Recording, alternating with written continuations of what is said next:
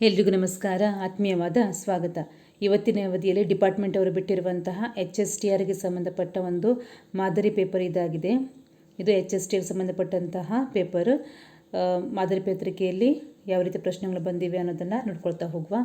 ಮೊದಲನೇದಾಗಿ GKಗೆ ಸಂಬಂಧಪಟ್ಟಂಥ first paper ಇದಾಗಿದೆ. ಓಕೆನಾ, ಇದು ಫಸ್ಟ್ ಪೇಪರ್ ಆಗಿದೆ. ನೋಡಿ ಇಲ್ಲಿ, ಇದು ಫಸ್ಟ್ ಪೇಪರ್ GK ಪೇಪರ್ ಆಗಿದೆ. ಒಂದೊಂದಾಗಿ ಇದನ್ನು ನೋಡ್ಕೊಳ್ತಾ ಹೋಗುವ. ಗಾನ್ ವಿತ್ ದಿ ಎಂಡ್ ಎಂಬ ಕಾದಂಬರಿ ಬರೆದವರು ಯಾರು ಅಂತ ಕೇಳಿದ್ದಾರೆ. ಇಲ್ಲಿ Margaret Thatcher, Margaret Mitchell, Virginia Woolf, Australia pass ಅಂತ ಉಂಟು. ಸರಿಯಾದ ಉತ್ತರ ಆಗಿದೆ ಇಲ್ಲಿ ಮಾರ್ಗ್ರೆಟ್ ಮಿಚೆಲ್. ಇವರು ಗಾನ್ ವಿತ್ ದಿ ಎಂಡ್ ಅನ್ನುವಂಥ ಕಾದಂಬರಿಯನ್ನು ಬರೆದಿದ್ದಾರೆ. ಆಮೇಲೆ ಮುಂದಿನ ಪ್ರಶ್ನೆ, ಸಂಗೀತ ಉಪಕರಣಗಳ ರಾಣಿ ಎಂದು ಯಾವ ವಾದ್ಯಕ್ಕೆ ಕರೆಯುವರು ಅಂತ ಉಂಟು. ಸಂಗೀತ ಉಪಕರಣಗಳ ರಾಣಿ ಅಂತ ಪಿಯಾನೋವನ್ನು ಕರೀತಾರೆ. ಪಿಯಾನೋವನ್ನು ಸಂಗೀತ ಉಪಕರಣಗಳ ರಾಣಿ ಅಂತ ಕರೀತಾರೆ. ಆಪ್ಷನ್ಸ್ಗಳನ್ನು ನೋಡ್ಕೊಳ್ಳೋದು ಬೇಡ, ಮುಂದೆ ಹೋಗ್ತಾ ಹೋಗುವ. ವಿಕ್ಟೋರಿಯಾ ಜಲಪಾತ ಯಾವ ನದಿಗೆ ಸೃಷ್ಟಿಯಾಗಿದೆ ಅಂತ ಕೇಳಿದ್ದಾರೆ. ಇಲ್ಲಿ ಜಾಂಬೇಜಿ ನದಿಗೆ ವಿಕ್ಟೋರಿಯಾ ಜಲಪಾತ ಸೃಷ್ಟಿಯಾಗಿರುವಂಥದ್ದು. ಸರಿನಾ. ಮುಂದೆ ವಿಶ್ವ ಸಾಕ್ಷರತಾ ದಿನವನ್ನು ಯುನೆಸ್ಕೋ ವತಿಯಿಂದ ಎಂದು ಅಂದರೆ ಯಾವಾಗ ಆಯೋಜಿಸಲಾಗುವುದು ಅಂತ ಕೇಳಿದ್ದಾರೆ. ಸೆಪ್ಟೆಂಬರ್ 8 ಸರಿಯಾದ ಉತ್ತರ ಆಗುತ್ತೆ. ಇಲ್ಲಿ ಕೆಲವೊಂದು ರಾಷ್ಟ್ರೀಯ ಅಂತಾರಾಷ್ಟ್ರೀಯ ದಿನಗಳನ್ನು ಕೇಳ್ತಾರೆ. ಹಾಗಾಗಿ ಇಲ್ಲಿ ವಿಶ್ವ ಸಾಕ್ಷರತಾ ದಿನವನ್ನು ಸೆಪ್ಟೆಂಬರ್ 8ರಂದು ಕರೆಯಲಾಗುತ್ತೆ, ಆಯೋಜಿಸಲಾಗುತ್ತೆ. ಆಮೇಲೆ ಬರ್ಮುಡಾ ತ್ರಿಕೋನವಿರುವ ಸಾಗರ ಯಾವುದು ಅಂತ ಕೇಳಿದರೆ ಅಟ್ಲಾಂಟಿಕ್ ಸಾಗರ. ಬರ್ಮುಡಾ ತ್ರಿಕೋನವಿರುವ ಸಾಗರ ಅಟ್ಲಾಂಟಿಕ್ ಸಾಗರ ಆಗಿದೆ. ಆಮೇಲೆ ಮುಂದಿನ ಪ್ರಶ್ನೆ, ಕೃತಕ ಮಳೆ ತರಿಸಲು ಅಂದರೆ ಆರ್ಟಿಫಿಷಿಯಲ್ ಮಳೆ ತರಿಸಲು ಉಪಯೋಗಿಸುವ ರಾಸಾಯನಿಕ ಯಾವುದು ಅಂತ ಕೇಳಿದರೆ ಇಲ್ಲಿ ಸಿಲ್ವರ್ ಅಯೋಡಿನ್. ಸಿಲ್ವರ್ ಅಯೋಡಿನನ್ನು ಕೃತಕ ಮಳೆ ತರಿಸಲಿಕ್ಕೆ ಉಪಯೋಗಿಸುವಂಥ ರಾಸಾಯನಿಕವಾಗಿದೆ. ಆಮೇಲೆ ಮುಂದಿನ ಪ್ರಶ್ನೆ, ಘಾನ ಪಕ್ಷಿಧಾಮವಿರುವ ಸ್ಥಳ ಯಾವುದು ಅಂತ ಕೇಳಿದ್ದಾರೆ. ಇಲ್ಲಿ ರಾಜಸ್ಥಾನದಲ್ಲಿದೆ. ರಾಜಸ್ಥಾನದ ಭರತ್ಪುರದಲ್ಲಿ ಘಾನ ಪಕ್ಷಿಧಾಮ ಇರುವಂಥದ್ದು. ಸರಿನಾ. ಮುಂದೆ ಸಮುದ್ರ ದಡವನ್ನು ರಾಷ್ಟ್ರೀಯ ಲಾಂಛನವಾಗಿ ಇಟ್ಟುಕೊಂಡಿರುವ ದೇಶ ಯಾವುದು ಅಂತ ಕೇಳಿದರೆ ಇಲ್ಲಿ ಕೊಟ್ಟಿರುವ ಆಪ್ಷನ್ಸ್ಗಳಲ್ಲಿ ಡೆನ್ಮಾರ್ಕ್ ಆಗುತ್ತೆ. ಡೆನ್ಮಾರ್ಕ್ ಸಮುದ್ರ ದಡವನ್ನು ರಾಷ್ಟ್ರೀಯ ಲಾಂಛನವಾಗಿ ಹೊಂದಿರುವಂತಹ ದೇಶವಾಗಿದೆ. ಸರಿನಾ. ಆಮೇಲೆ ಮುಂದಿನ ಪ್ರಶ್ನೆ, ಡಾಕ್ಟರ್ ರಾಜ್ಕುಮಾರ್ ಅವರಿಗೆ ದಾದಾ ಸಾಹೇಬ್ ಫಾಲ್ಕೆ ಪ್ರಶಸ್ತಿ ನೀಡಿದಂತಹ ವರ್ಷ ಯಾವುದು ಅಂತ ಕೇಳಿದರೆ 1995 ಸರಿಯಾದಂಥ ಉತ್ತರ ಆಗುತ್ತೆ.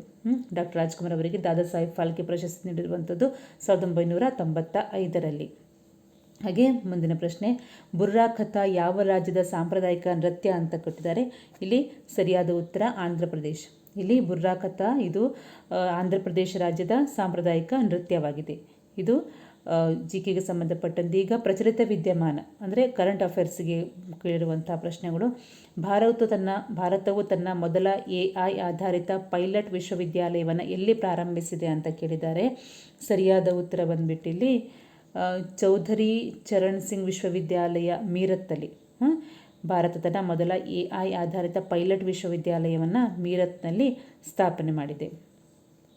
ಆಮೇಲೆ ಮುಂದಿನ ಪ್ರಶ್ನೆ, 2026ರಲ್ಲಿ ಆಯೋಜಿಸಲಾದ ICC T20 ಪುರುಷರ ವಿಶ್ವಕಪ್ನ ಆಯೋಜಿಸಿದ ರಾಷ್ಟ್ರಗಳು ಯಾವುದು ಅಂತ ಕೇಳಿದ್ದಾರೆ.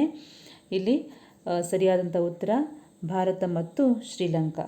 ಈ ಎರಡು ರಾಷ್ಟ್ರಗಳು 2026ರಲ್ಲಿ ಆಯೋಜಿಸಲಾದಂಥ ICC T20 ಪುರುಷರ ವಿಶ್ವಕಪ್ನ ಆಯೋಜಿಸಿದಂತಹ ದೇಶಗಳಾಗಿವೆ. ಸರಿನಾ. ಆಮೇಲೆ ಮುಂದಿನ ಪ್ರಶ್ನೆ, ಕರ್ನಾಟಕ ಸರ್ಕಾರವು ಜಾರಿಗೆ ತಂದಿರುವ ಗೃಹಜ್ಯೋತಿ ಯೋಜನೆಯಲ್ಲಿ ಎಷ್ಟು ಯೂನಿಟ್ವರೆಗೆ ಉಚಿತ ವಿದ್ಯುತ್ ನೀಡಲಾಗುತ್ತದೆ ಅಂತ ಕೇಳಿದ್ದಾರೆ. ಇಲ್ಲಿ ಸರಿಯಾದಂಥ ಉತ್ತರ ಇದು ನಿಮಗೆಲ್ಲ ಗೊತ್ತಿರುವಂಥದ್ದು 200 ಯೂನಿಟನ್ನು ಉಚಿತವಾಗಿ ನೀಡಿರುವಂಥದ್ದು. ಸರಿನಾ. ಆಮೇಲೆ 2026ರ ಅಫ್ಘಾನ್ ಫುಟ್ಬಾಲ್ ಟೂರ್ನಿಯನ್ನು ಆಯೋಜಿಸಿದಂತಹ ದೇಶ ಯಾವುದು ಅಂತ ಕೇಳಿದ್ದಾರೆ. ಇದಕ್ಕೆ ಸರಿಯಾದಂಥ ಉತ್ತರ ಮೊರಾಕೊ. 2026ರ ಅಫ್ಘಾನ್ ಫುಟ್ಬಾಲ್ ಟೂರ್ನಿಯನ್ನು ಆಯೋಜಿಸಿದ ದೇಶ ಮೊರಾಕೊ ಆಗಿದೆ. ಆಮೇಲೆ ಭಾರತ ಅತಿ ಉದ್ದವಾದ ಸಮುದ್ರ ಸೇತುವೆಯಾದ ಅಟಲ್ ಸೇತುವೆ ಇದರ ಉದ್ದ ಎಷ್ಟು ಅಂತ ಕೇಳಿದ್ದಾರೆ. ಇಲ್ಲಿ ಸರಿಯಾದಂಥ ಉತ್ತರ 21.8 ಕಿಲೋಮೀಟರ್ ಆಗಿದೆ. ಸರಿನಾ. ಮುಂದೆ 2028 ಅಂದರೆ ಮುಂದಿನ ಒಲಿಂಪಿಕ್ಸ್ ಯಾವ ದೇಶದಲ್ಲಿ ನಡೆಯಲಿದೆ ಅಂತ ಕೇಳಿದ್ದಾರೆ. ಇಲ್ಲಿ ಲಾಸ್ ಏಂಜಲೀಸಲ್ಲಿ ನಡೀಲಿಕ್ಕೆ ನಿರ್ಧಾರವನ್ನು ತೆಗೆದುಕೊಂಡಿರುವಂಥದ್ದು. ಸರಿನಾ. ಅಗ್ನಿ ಫ್ರೇಮ್ ಎಂಬುದು ಯಾವ ಮಾದರಿಯ ಕ್ಷಿಪಣಿ ಅಂತ ಕೇಳಿದ್ದಾರೆ. ಅಗ್ನಿ ಫ್ರೇಮ್ ಎನ್ನುವಂಥದ್ದು ಯಾವ ಒಂದು ಮಾದರಿಯ ಕ್ಷಿಪಣಿ ಅಂತ ಕೇಳಿದ್ದಾರೆ. ಖಂಡಾಂತರ ಬ್ಯಾಲಿಸ್ಟಿಕ್ ಕ್ಷಿಪಣಿಯಾಗಿದೆ. ಅಗ್ನಿ ಫ್ರೇಮ್ ಎನ್ನುವಂಥದ್ದು ಖಂಡಾಂತರ ಬ್ಯಾಲಿಸ್ಟಿಕ್ ಕ್ಷಿಪಣಿಯಾಗಿದೆ. ಆಮೇಲೆ 18ನೇ ಪ್ರಶ್ನೆ, ಇಲ್ಲಿ 2025-26ನೇ ಸಾಲಿನಲ್ಲಿ ಖೇಲೋ ಇಂಡಿಯಾ ಮಿಷನ್ನಲ್ಲಿ ಸಾಂಪ್ರದಾಯಿಕ ಕ್ರೀಡೆಗಳ ಅಭಿವೃದ್ಧಿಗೆ ಮೀಸಲಿಟ್ಟ ಮೊತ್ತ ಎಷ್ಟು ಅಂತ ಕೇಳಿದ್ದಾರೆ. ಈ ಒಂದು ಪ್ರಶ್ನೆಗೆ ಉತ್ತರ ಸರಿಯಾಗಿ ಗೊತ್ತಿಲ್ಲ, ಹಾಗಾಗಿ ಇದನ್ನು ಮುಂದಿನ ಅವಧಿಯಲ್ಲಿ ನಿಮಗೆ ಸರಿಯಾದ ಉತ್ತರವನ್ನು ಕೊಡಲಿಕ್ಕೆ ಪ್ರಯತ್ನ ಮಾಡ್ತೀನಿ. ಹಾಗೆ 19ನೇ ಪ್ರಶ್ನೆ ಈ ರೀತಿ ಉಂಟು. ಖಾರ್ಚಿ ಪೂಜಾ ಹಬ್ಬವನ್ನು ಯಾವ ರಾಜ್ಯದಲ್ಲಿ ಆಚರಿಸಲಾಗುತ್ತದೆ? ನೋಡಿ, ಹಬ್ಬಗಳ ಬಗ್ಗೆ ಕೂಡ ಕೇಳಿದ್ದಾರೆ. ಸರಿಯಾದಂಥ ಉತ್ತರ ತ್ರಿಪುರ. ಖಾರ್ಚಿ ಪೂಜಾ ಹಬ್ಬವನ್ನು ತ್ರಿಪುರ ರಾಜ್ಯದಲ್ಲಿ ಆಚರಿಸಲಾಗುತ್ತೆ, ಸರಿನಾ. ಆಮೇಲೆ ಹೆನ್ಲಿ ಪಾಸ್ಪೋರ್ಟ್ ಇಂಡೆಕ್ಸ್ ಪ್ರಕಾರ ಭಾರತೀಯ ಪಾಸ್ಪೋರ್ಟ್ಗೆ ದೊರೆತ ಸ್ಥಾನ ಯಾವುದು ಅಂತ ಕೇಳಿದ್ದಾರೆ. ಇಲ್ಲಿ ಇವರ ಪ್ರಕಾರವಾಗಿ ಭಾರತೀಯ ಪಾಸ್ಪೋರ್ಟ್ಗೆ ದೊರೆತಂತಹ ಸ್ಥಾನ 81ನೇ ಸ್ಥಾನ ದೊರಕಿದೆ, ಸರಿನಾ. ಆಮೇಲೆ ಇಲ್ಲಿ ಕನ್ನಡಕ್ಕೆ ಸಂಬಂಧಪಟ್ಟಂಥ ಪ್ರಶ್ನೆಗಳು ಉಂಟು. ಕನ್ನಡದ ಮೊದಲ ಅಲಂಕಾರಿಕ ಗ್ರಂಥ ಯಾವುದು ಅಂತ ಕೇಳಿದರೆ, ಇದು ತುಂಬ ಸುಲಭವಾಗಿರುವಂಥ ಪ್ರಶ್ನೆಯಾಗಿದೆ. ಕವಿರಾಜ ಮಾರ್ಗ. ಕನ್ನಡದ ಮೊದಲ ಅಲಂಕಾರಿಕ ಗ್ರಂಥ ಕವಿರಾಜ ಮಾರ್ಗ ಆಗಿದೆ. ಆಮೇಲೆ 2025ನೇ ಸಾಲಿನ ಕೇಂದ್ರ ಸಾಹಿತ್ಯ ಅಕಾಡೆಮಿ ಪ್ರಶಸ್ತಿ ಪಡೆದ ಕವಿ ಯಾರು ಅಂತ ಕೇಳಿದ್ದಾರೆ. ಇದಕ್ಕೆ ಸರಿಯಾದಂಥ ಉತ್ತರ ಅಮರೇಶ್ ನುಗುಡೋಣಿ. ಅಮರೇಶ್ ನುಗುಡೋಣಿ ಅನ್ನುವಂಥವರಿಗೆ 2025ನೇ ಸಾಲಿನಲ್ಲಿ ಕೇಂದ್ರ ಸಾಹಿತ್ಯ ಅಕಾಡೆಮಿ ಪ್ರಶಸ್ತಿ ದೊರಕುಂಟಾಯ್ತಾ. ಆಮೇಲೆ ಜೋಡಿ ನುಡಿ ಪದಕ್ಕೆ ಉದಾಹರಣೆ ಯಾವುದು ಅಂತ ಕೇಳಿದ್ದಾರೆ. ಕೊಟ್ಟಿರುವ ಆಪ್ಷನ್ಸ್ಗಳಲ್ಲಿ ಜೋಡು ನುಡಿ ಅಂದರೆ ಜೋಡಿಯಲ್ಲಿ ಇರುವಂಥದ್ದು ಸತಿಪತಿ ಎನ್ನುವಂಥದ್ದು, ಉಳಿದವೆಲ್ಲ ಅನುಕರಣಾವ್ಯಯಗಳಾಗಿವೆ, ಸರಿನಾ. ಆಮೇಲೆ ಚತುರ್ಥಿ ವಿಭಕ್ತಿಯ ಕಾರಕಾರ್ಥ ಯಾವುದು ಅಂತ ಕೇಳಿದ್ದಾರೆ. ನೋಡಿ, ವಿಭಕ್ತಿ ಪ್ರತ್ಯಯಗಳಲ್ಲಿ ಕಾರಕಾರ್ಥಗಳನ್ನು ಕೇಳ್ತಾರೆ, ಅದನ್ನು ಸರಿಯಾಗಿ ನೋಡಿಕೊಳ್ಳಿ. ಇಲ್ಲಿ ಚತುರ್ಥಿಯಲ್ಲಿ ಬರುವಂಥದ್ದು ಸಂಪ್ರದಾನ ಆಗಿದೆ, ಸರಿನಾ.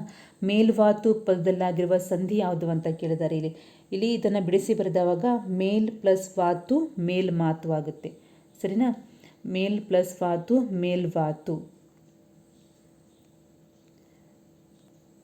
ನೋಡಿ, ಮೇಲ್ ಪ್ಲಸ್ ಮಾತು ಮೇಲ್ವಾತು, ಇಲ್ಲಿ ಆದೇಶ ಸಂಧಿ ಆಗುತ್ತೆ, ಸರಿನಾ.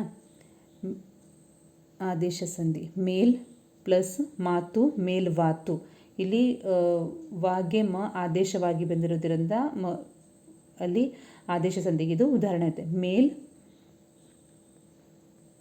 ಪ್ಲಸ್ ಮಾತು, ಇಲ್ಲಿ ಮಾ ಹೋಗಿ ವ ಆಗಿದೆ, ಹಾಗಾಗಿ ಇದು ಆದೇಶ ಸಂಧಿ ಆಗುತ್ತೆ, ಸರಿನಾ.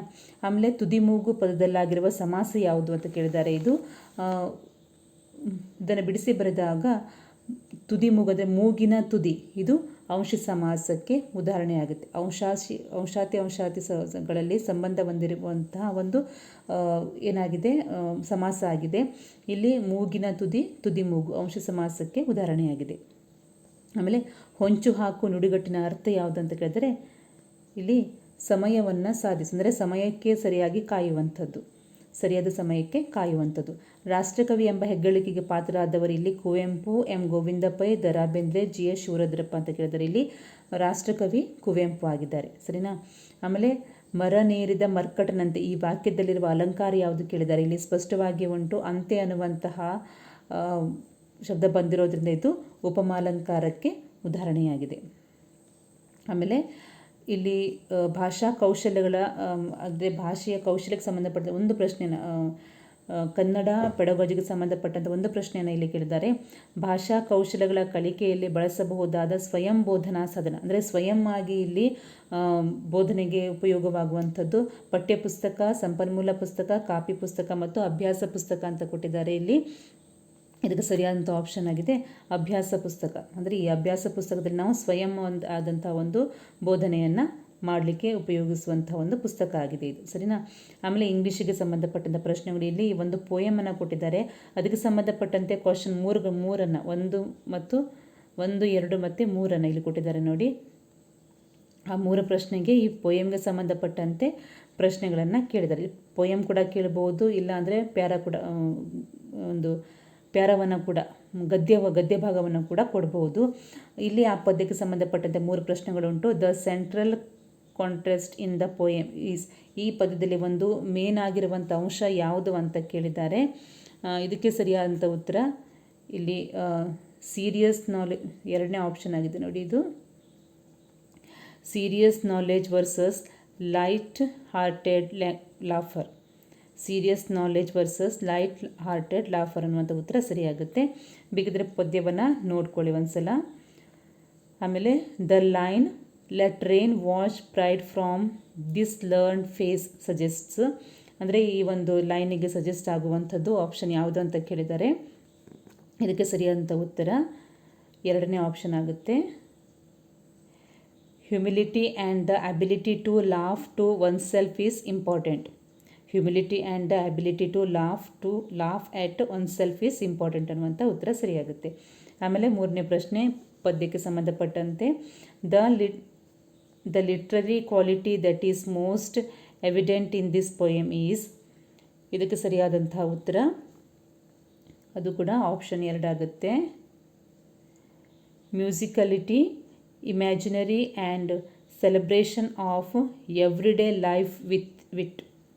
ಓಕೆನಾ, musicality, imagery and celebration of everyday life with with ಅಂತ ಸರಿಯಾದ ಆನ್ಸರ್ ಆಗುತ್ತೆ. ಇದು ಪದ್ಯಕ್ಕೆ ಸಂಬಂಧಪಟ್ಟ 3 ಪ್ರಶ್ನೆಗಳು. ಆಮೇಲೆ ಗ್ರಾಮರಿಗೆ ಸಂಬಂಧಪಟ್ಟಂತೆ ಉಳಿದ ಪ್ರಶ್ನೆಗಳಿವೆ. If we don't finish the task on time we have to dash use the correct idiom to fill in the blank. ಇಲ್ಲಿ ಆ ಒಂದು ಏನು ನುಡಿಗಟ್ಟನ್ನು ಕೊಟ್ಟಿದ್ದಾರೆ, ಅದನ್ನು ಪೂರ್ತಿ ಮಾಡಬೇಕು ಅಂತ ಹೇಳಿದ್ದಾರೆ. ಇದಕ್ಕೆ ಸರಿಯಾದಂಥ ಉತ್ತರ ಆಗುತ್ತೆ ಫೇಸ್ ದ ಮ್ಯೂಸಿಕ್ ಅನ್ನುವಂಥ ಉತ್ತರ ಇದಕ್ಕೆ ಸರಿಯಾಗುತ್ತೆ. ಸರಿನಾ? ಇನ್ನೊಂದು ಸಲ ಓದುವ ಅಲ್ಲಿ. If we don't finish the task on time we have to face the music. ಅಂದರೆ ಆ ಒಂದು ಕೆಲಸವನ್ನು ಪೂರ್ತಿಯಾಗಿ ಮಾಡದೇ ಇದ್ದರೆ ನಾವು ಇಡೀ ದಿನ ಆ ಒಂದು ಗಾಯನವನ್ನು ಕೇಳಬೇಕಾಗುತ್ತೆ ಅಂತ. ಅಂದರೆ ಅಷ್ಟು ಆ ಟೈಮ್ ಇಲ್ಲ ಅನ್ನುವಂಥದ್ದನ್ನು ಇಲ್ಲಿ ತೋರಿಸ್ಕೊಡುತ್ತೆ. ಮುಂದಿನ ಪ್ರಶ್ನೆ, the friends dash on a journey round the world. WORLD ಆಗಬೇಕು ಅಲ್ಲಿ. ಓಕೆನಾ, ಇಲ್ಲಿ ಡಿ ಆಗಬೇಕು. The correct phrasal verb to used in the blank is. ಇಲ್ಲಿ ಸರಿಯಾದಂತಹ ಶಬ್ದ ಯಾವುದಾಗುತ್ತೆ ಅಂತ, ಪ್ರೇಸಲ್ ಯಾವುದಾಗುತ್ತೆ ಅಂತ ಕೇಳಿದರೆ ಇಲ್ಲಿ 35ಕ್ಕೆ ಸರಿಯಾದಂಥ ಉತ್ತರ set out. The friends set out on a journey round the world ಅನ್ನುವಂಥ ಉತ್ತರ ಸರಿಯಾಗುತ್ತೆ. ಓಕೆನಾ. ಆಮೇಲೆ ಮುಂದಿನ ಪ್ರಶ್ನೆ, he is much tired as it is very hot today. The part of the sentence that has to be corrected is. ಇಲ್ಲಿ ಒಂದು ಸೆಂಟೆನ್ಸನ್ನು ಕೊಟ್ಟಿದ್ದಾರೆ. ಈ ಸೆಂಟೆನ್ಸಲ್ಲಿ ಒಂದು ಶಬ್ದ ತಪ್ಪಾಗಿದೆ. ಅದು ಯಾವುದು ಶಬ್ದ ತಪ್ಪಾಗಿದೆ, ಅದಕ್ಕೆ ಮ್ಯಾಚ್ ಆಗದಿರುವಂಥ ಒಂದು ಶಬ್ದ ಇದೆ, ಅದು ಯಾವುದು ಅಂತ ಇಲ್ಲಿ ಕೇಳಿದ್ದಾರೆ. ಇಲ್ಲಿ ನೋಡಿ, ಹಿ ಈಸ್ ಮಚ್ ಟಯರ್ಡ್. ಇಲ್ಲಿ ಮಚ್ ಟಯರ್ಡ್ ಅಂತ ಹೇಳೋದಿಲ್ಲ, ವೆರಿ ಟಯರ್ಡ್ ಅಂತ ಹೇಳ್ತಾರೆ. ಇಲ್ಲಿ ಮಚ್ ಟಯರ್ಡ್ ಅನ್ನುವಂಥ ಶಬ್ದ ತಪ್ಪಾಗಿದೆ. ಹಾಗಾಗಿ ಎರಡನೇ ಆಪ್ಷನ್ ಅಂತ ಇದಕ್ಕೆ ಸರಿಯಾದ ಉತ್ತರ ಆಗುತ್ತೆ. ಓಕೆನಾ. ಮಚ್ ಟಯರ್ಡ್ ಅಂತ ಹೇಳೋದಿಲ್ಲ. ಇಲ್ಲಿ ತಪ್ಪಾಗಿರುವ ಈ ಸೆಂಟೆನ್ಸಲ್ಲಿ ತಪ್ಪಾಗಿರುವ ಶಬ್ದ ಮಚ್ ಟಯರ್ಡ್, ವೆರಿ ಟಯರ್ಡ್ ಅಂತಲೇ ಹೇಳ್ತಾರೆ. ಓಕೆನಾ. ಆಮೇಲೆ one word for money received for a work or job or service is. ಇದಕ್ಕೆ ಒಂದು money received for a work or job or service, ಈ ಒಂದು ವ್ಯಾಖ್ಯೆಗೆ ಒಂದು ಶಬ್ದವನ್ನು ಅವರು ಬರೀಲಿಕ್ಕೆ ಹೇಳಿದ್ದಾರೆ. ಓಕೆನಾ. ಇದಕ್ಕೆ ಸರಿಯಾದಂಥ ಉತ್ತರ ಆಪ್ಷನ್ 1 ಆಗುತ್ತೆ, ರೆಮ್ಯುನರೇಷನ್. ಓಕೆನಾ. ಆ ಒಂದು ವ್ಯಾಖ್ಯೆಗೆ ಸರಿಯಾದಂಥ ಶಬ್ದ ರೆಮ್ಯುನರೇಷನ್. ಆಮೇಲೆ ಮುಂದಿನ ಪ್ರಶ್ನೆ, our team scored 3 goals. The passive from of this sentences. ಇದನ್ನ ಪ್ಯಾಸಿವ್ ವಾಯ್ಸಲ್ಲಿ ಕನ್ವರ್ಟ್ ಮಾಡಬೇಕಾಗುತ್ತೆ. ಆ್ಯಕ್ಟಿವ್ ವಾಯ್ಸ್, ಪ್ಯಾಸಿವ್ ವಾಯ್ಸ್ ಗೊತ್ತಿದೆಯಲ್ವ ನಿಮಗೆ. ಆ್ಯಕ್ಟಿವ್ ವಾಯ್ಸ್ ಇರೋದನ್ನು ಪ್ಯಾಸಿವ್ ಫಾರ್ಮಲ್ಲಿ ಕನ್ವರ್ಟ್ ಮಾಡಲಿಕ್ಕೆ ಹೇಳ್ತಿದ್ದಾರೆ. ಇದಕ್ಕೆ ಸರಿಯಾದಂಥ ಆಪ್ಷನ್ ಆಗುತ್ತೆ 2. ಓಕೆನಾ. 3 goals have been scored by our team. 3 goals have been scored by our team. ಇಲ್ಲಿ ಹ್ಯಾವ್ ಬೀನ್ ಅನ್ನುವಂಥ ಶಬ್ದ ಬರುತ್ತೆ. ಓಕೆನಾ. ಆಮೇಲೆ ಮುಂದಿನ ಪ್ರಶ್ನೆ, I went to dash shop. Dash shop was closed. ಇಲ್ಲೂ ಕೂಡ ಡಿ ಆಗುತ್ತೆ, ಡಿ ಅನ್ನುವಂಥ ಶಬ್ದ ಬರುತ್ತೆ. The correct articles to be used in the blanks are. ಇಲ್ಲಿ ಆರ್ಟಿಕಲ್ಸನ್ನು ಆರ್ಟಿಕಲ್ಸ್ ಅಂದರೆ ಎ, ಎನ್ ಮತ್ತು ದಿ ಅಂತ ಬರುತ್ತೆ. ಇಲ್ಲಿ I went to dash shop was closed ಅಂತ ಇದೆ. ಇದಕ್ಕೆ ಒಂದು ಸರಿಯಾದಂಥ ಉತ್ತರ ಆಗುತ್ತೆ ಇಲ್ಲಿ I went to a shop. ಆಯಿತಾ, ಫುಲ್ ಸ್ಟಾಪ್ ಆಯಿತು, ಆ ವ್ಯಾಖ್ಯೆಯಲ್ಲಿ ಪೂರ್ತಿ ಆಯಿತು. ಆಮೇಲೆ ಇಲ್ಲಿ ದ ಬರುತ್ತೆ. ಓಕೆನಾ. The shop was closed. ಹಾಗಾಗಿ ಎ ಮತ್ತು ದ ಇರುವಂಥ ಆಪ್ಷನ್ ಯಾವುದಾಗಿದೆ ಇಲ್ಲಿ? ಫಸ್ಟ್ ಆಪ್ಷನ್ ಆಗುತ್ತೆ. I went to a shop, the shop was closed ಅನ್ನುವಂಥ ವ್ಯಾಖ್ಯೆ ಸರಿಯಾಗುತ್ತೆ. ಆಮೇಲೆ ಕೊನೆಯ ಪ್ರಶ್ನೆ ಇಂಗ್ಲೀಷಲ್ಲಿ, my phone died when I wanted it the most. The figure of speech used in this sentence is. ಈ ಸೆಂಟೆನ್ಸಲ್ಲಿ ಯಾವ ಫಿಗರ್ ಯಾವ ಸ್ಪೀಚಲ್ಲಿ ಇದೆ ಅಂತ, ಇದರ ಫಿಗರ್ ಆಫ್ ಸ್ಪೀಚ್ ಯಾವುದು ಅಂತ ಕೇಳಿದ್ದಾರೆ. ಹಾಗಾಗಿ ಇದಕ್ಕೆ ಸರಿಯಾದಂಥ ಉತ್ತರ ಆಗುತ್ತೆ 3ನೇ ಆಪ್ಷನ್ ಇದೆ ನೋಡಿ, ಪರ್ಸೋನಿಫಿಕೇಷನ್. ಓಕೆನಾ. ಮೈ phone died when I wanted it the most. ಇದು ಪರ್ಸೋನಿಫಿಕೇಷನ್ಗೆ ಸಂಬಂಧಪಟ್ಟಂಥ ಆ ಒಂದು ಫಿಗರ್ ಆಫ್ ಸ್ಪೀಚ್ಗೆ ಸಂಬಂಧಪಟ್ಟಂಥ ವ್ಯಾಖ್ಯೆ ಆಗಿದೆ. ಸರಿನಾ. ಸೊ ಫ್ರೆಂಡ್ಸ್, ಇವಿಷ್ಟು ಅಂದರೆ ಇಲ್ಲಿ ಜಿಕೆಗೆ ಸಂಬಂಧಪಟ್ಟಂತೆ ಕರೆಂಟ್ ಅಫೇರ್ಸ್ ಕನ್ನಡ ಮತ್ತು ಇಂಗ್ಲೀಷನ್ನು ಮುಗಿಸಿದ್ದೀವಿ. ನಾಳಿನ ಅವಧಿಯಲ್ಲಿ ಶೈಕ್ಷಣಿಕ ಮನೋವಿಜ್ಞಾನ, ಕಂಪ್ಯೂಟರ್, ಆರೋಗ್ಯ ಮತ್ತು ಮೌಲ್ಯ ಶಿಕ್ಷಣ ಮತ್ತು ಮೆಂಟಲ್ ಎಬಿಲಿಟಿಗೆ ಸಂಬಂಧಪಟ್ಟಂಥ ಪ್ರಶ್ನೆಗಳನ್ನು ಬಿಡಿಸುವ. ಇಲ್ಲಿ ಮೆಂಟಲ್ ಎಬಿಲಿಟಿಗೆ ಸಂಬಂಧಪಟ್ಟಂತೆ ಉತ್ತರಗಳನ್ನು ಹೇಳಿ ಆಮೇಲೆ ಅದನ್ನು ಯಾವ ರೀತಿ ಸಾಲ್ವ್ ಮಾಡಿದ್ದಾರೆ ಅನ್ನೋದನ್ನು ಕೂಡ ಹೇಳಲಿಕ್ಕೆ ಪ್ರಯತ್ನ ಮಾಡ್ತೀನಿ. ಈ ವಿಡಿಯೋ ನಿಮಗೆ ಉಪಯುಕ್ತ ಆಯಿತು ಅಂತ ಹೇಳಿದರೆ ನಿಮ್ಮ ಫ್ರೆಂಡ್ ಸರ್ಕಲಲ್ಲಿ ಶೇರ್ ಮಾಡಿ ಅಂತ ಹೇಳ್ತಾ, ಮತ್ತೆ ಮುಂದಿನ ಅವಧಿಯಲ್ಲಿ ನಾಳೆಯ ಅವಧಿಯಲ್ಲಿ ಈ ಒಂದು ಪೇಪರನ್ನು ಕಂಟಿನ್ಯೂ ಮಾಡುವ ಅಂತ ಹೇಳ್ತಾ ಈ ವಿಡಿಯೋನ ಇಲ್ಲಿಗೆ ಮುಗಿಸ್ತಾ ಇದ್ದೀನಿ. ಧನ್ಯವಾದಗಳು.